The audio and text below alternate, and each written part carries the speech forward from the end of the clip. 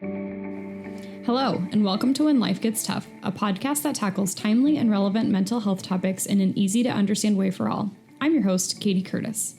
Today we have special guest and Foundation 2 board member Nina Scheller with us to talk about Pride Month and celebrate Pride Month. We're going to talk about how we can advocate for those who identify as LGBTQIA+, and provide some really important resources. Thanks so much for coming, Nina. Thanks for having me. I am a juvenile attorney in Cedar Rapids. I have a 6-year-old son, and I am bisexual. I have been out as a bisexual woman for about 10 years now, and Pride is really important to me because it is a chance for those members of the community who identify in the LGBTQIA+ arena to celebrate who we are, to come together as a community, to remember how far we've come since the Stonewall riots in 1969, and also to advocate for anything else that we need and all of the things that we need to continue to fight for. And you also guest blogged for us for the Foundation 2 website this just past last week. And you said, your coming out experience was actually pretty positive. Would you tell everybody a little bit about that? Yeah, absolutely. It was pretty positive. I think more than what most people or some people get to go through. I know that unfortunately a lot of people, when they come out, feel rejection or shame or guilt or have to go through a lot of things, and that wasn't my experience, and maybe it was because I came out when I was a little bit older. I don't know, but my family was a little bit confused when I first came out, family and friends, and there were some misconceptions about what bisexuality is, what kind of relationships I would have, but they pretty quickly came around, and they were pretty quickly accepting of any partners that I had, and my parents attend Pride Fest with myself and my son on a regular basis, so it's been great to have that acceptance. Oh, that had to feel so wonderful, thinking about so many other people's experiences where they don't have that same kind of love and support. So I'm so happy that was your experience. So, one of those statistics that sticks out to me when we look at transgender individuals, transgender youth, is the suicide rates among that population. So NAMI says that about 40% of transgender youth will have a suicide attempt, compared to that of about 5% of the average population. That's a devastating statistic. And I'm curious, in your experience as a bi woman and as just a person who clearly is a great advocate for this kind of mental health support for people, being a Foundation 2 board member, what can we do? How can we support those people? I think there's a lot of ways that we can. I would really encourage any family members of people who are coming out to be open-minded, look for resources themselves, like PFLAG or any of the other resources. We live in an age where you can access resources with the click of a button. You can Google any questions that you have and find those websites, those resources that are going to help you understand what your child is going through, help you understand how to support them, what are the ways that you can support them. I mean, your children are still your children, and no matter who they are, how they identify, they're still your kids, and I hope that people would remember to love them and care for them. One of the other things that I would mention in terms of support and for society as a whole would be to normalize LGBTQIA relationships and identities. And one of the great ways to do that is through literature, in my opinion, is through literature. And I look mostly at children's books right now because that's just the age that my child is and the things that we're reading at the moment. But there are some great books out there that start to normalize uh, LGBTQ relationships. Prince and Knight, Felix's New Skirt, Jacob's New Dress, Julian is a Mermaid.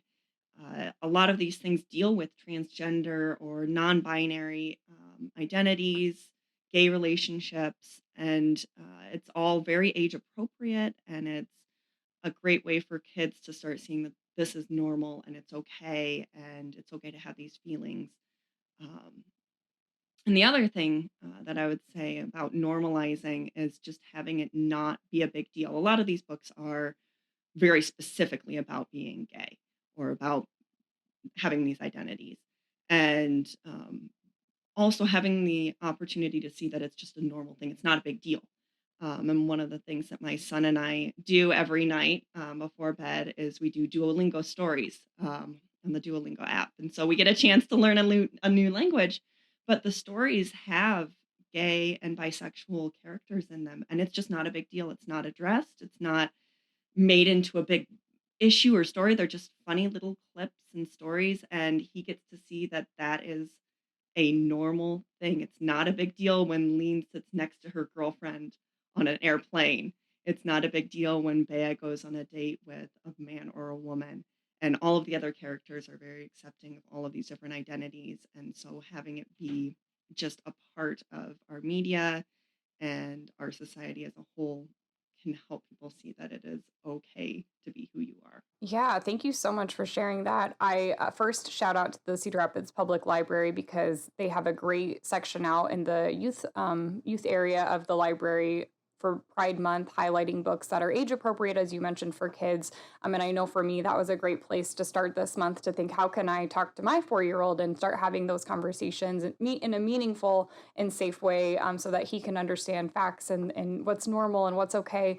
And then, to your point about, where it is in the media, I love that I see commercials now where there are gay couples or lesbian couples. And again, it just normalizes that people can see themselves in those commercials. But again, it provides a good opportunity as we talk to youth about those things that, oh, some families are just like that. That's who they are and the way they live their lives, and they're safe, happy, healthy families too. So I thank you for sharing that. I want to keep my focus a little bit on youth, but think a little bit older. So, as kids approach middle school or high school, and some of these young people are ready to, come out, or maybe they're struggling with their sexuality. Who or what would you say to those folks that are thinking about coming out to prepare them to have those conversations with other people, or to kind of anticipate what people might say or do? Yeah, one thing that I would say, especially to a youth who is maybe struggling more with their identity or feels like they're not going to be supported, um, my favorite quote, or one of my favorite quotes, is by Terry Pratchett. It's the very last line of his book Sorcery, and it's, "There will always be another morning. There will always be a tomorrow. There will always come. There's always the potential that things will get better. There is every day the sun's going to rise, and every day it could be better. And so even if it's hard right now, even if you feel like you're not being accepted right now, or you're scared about what's going to happen, you will find your place. You will find those people in your life, even if it's not your family, even if it's not the friends that you currently have. You will find your place in this community, and you will find people who care about you and love you and accept you for who you are. And there will always come a tomorrow. And tomorrow always has the potential for being better.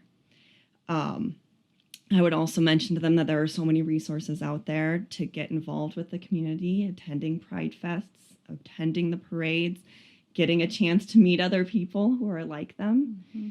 And again, click of a button, go on Google, look up some of those resources. And a lot of those websites, Glisten, the Trevor Project, they have the ability for you to click out of them pretty quickly. They have like one of those emergency stop buttons so you can get out of them if you feel like you're not in an environment that's safe. Thank you for mentioning that. I just looked at the Trevor Project this week, and I've been on their website before, but I don't remember that pop up. But so I logged into the Trevor Project, and the very first pop up says you click exit 3 times immediately or quickly, and it will take you out of the website. What a wonderful way to keep kids safe, anybody safe who's not ready to have that conversation, and they can still find that help and support.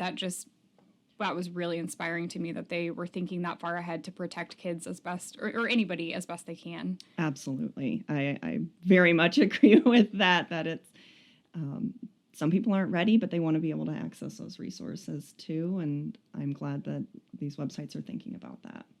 Yeah. So, you mentioned there's so many amazing resources out there for individuals who identify as LGBTQIA plus. Nationally, the Trevor Project, which we just spoke about with that great click out option, they have call, chat, and text options. We also, so we'll share that information below. But then locally, we have the LGBTQIA plus Youth Center from through Tanager Place, and I was floored when I looked at their website and their calendar for Pride Month. So they have youth groups, ally nights, photography, trivia night, almost, I think, 4 or 5 nights a week of the entire month of June. They have activities going on, and what an awesome thing for our community to have available. Seeing our local community come together and support young people, it provided me with some optimism about the future, and the future and safety of young people and any person who identifies as LGBTQIA plus. What do you think about that, or what do you see kind of trending? I agree with that. I think that it is amazing to see a resource like that for our young people to be able to go somewhere again, meet other people who are like them, feel like they have some support in the community, somewhere that is safe. I A couple of years ago, a high school student organized a drag queen story hour at the Marion Library, and I thought that that was phenomenal. So I would really encourage high school students, if you see a niche, if you see somewhere where maybe there could be improvement, get involved. You know, get involved with Pride Fest, get involved with all of these organizations that can help you set up some of this stuff where maybe you see that there's a need. I would like to see this sort of thing continue so that we can continue to celebrate and support our young people. Awesome. Well, thank you so much for being here, Nina. As always, if you or someone you know is in need of mental health support, Foundation 2 Crisis Services is here for you. We're available 24/7 every day of the year. All of our services are free and confidential. You can access the crisis line at 319-362-2174. Thank you for listening to When Life Gets Tough. We hope you'll join us next time.